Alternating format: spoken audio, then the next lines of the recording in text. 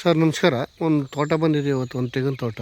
ಆದರೆ ಅಂತೇನು ಇಂಪ್ರೂವ್ಮೆಂಟ್ ಇಲ್ಲ, ಸ್ವಲ್ಪ ಇಂಪ್ರೂವ್ಮೆಂಟ್ ಮಾಡ್ಕೋಬೇಕು. ಇದು ಡೆವಲಪ್ಮೆಂಟು ಫುಲ್ ರೆಡ್ ಸಾಯಿಲು. 6 ಎಕರೆ ಇದು ಪೇಪರು. ಒಂದು 3 ಎಕರೆ ಖರಾಬ್ ಬರ್ತದೆ.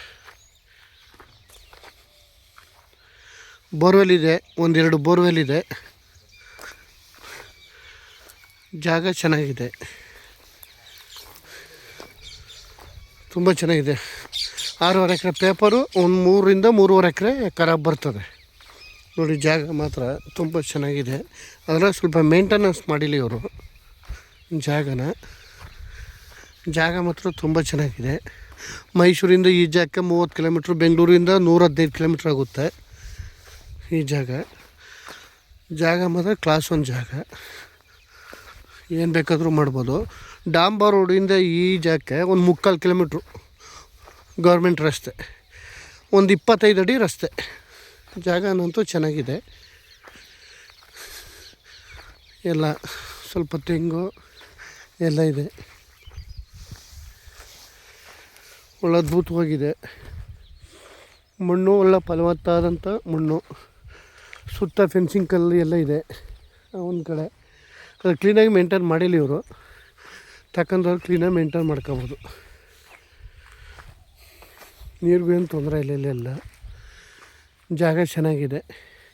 ಇವರು 1 ಎಕರೆ ಬಂದು 55 ಲಕ್ಷ ಹೇಳ್ತಾರೆ. ಸ್ಲೈಟ್ಲಿ ನೆಗೋಷಿಯಬಲ್ ಆಗುತ್ತೆ. 1 ಎಕರೆ 55 ಲಕ್ಷ ಹೇಳ್ತಾರೆ, ನೆಗೋಷಿಯಬಲ್ ಆಗುತ್ತೆ. ಜಾಗ ಮಾತ್ರ ತುಂಬ ಚೆನ್ನಾಗಿದೆ.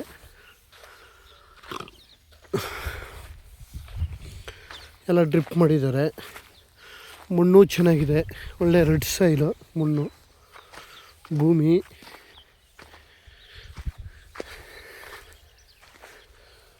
ಏನು ಬೇಕಾದರೂ ಬೆಳೆಸ್ಕೊಳ್ಬೋದು. ಒಳ್ಳೆ ಜಾಗನೂ ಹಂಗೆ ಇದೆ. 6.5 ಎಕರೆ, ಒಂದು 3-3.5 ಎಕರೆ ಖರಾಬ್ ಬರ್ತದೆ. ಅದಕ್ಕೇನು ಖರಾಬ್ಗೇನು ದುಡ್ಡಿಲ್ಲ.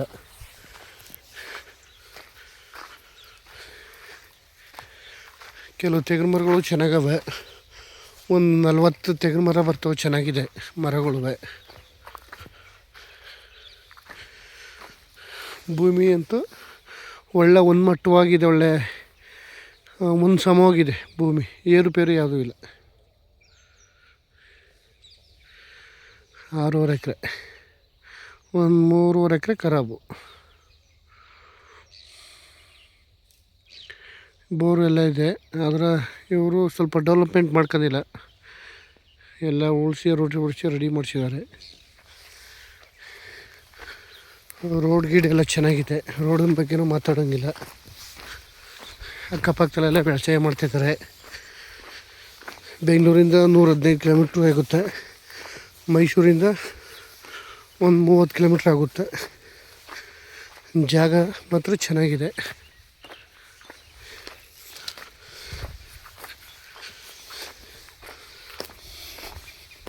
ರೋಡ್ ಗಿಡ ಎಲ್ಲ ಶಿಸ್ತಾಗಿದೆ. ರೋಡ್ಗೂ ಏನು ತಲೆ ಕೆಡ್ಸ್ಕೊಂಗಿಲ್ಲ. ನೋಡಿ, ರೋಡ್ ಇದೆ.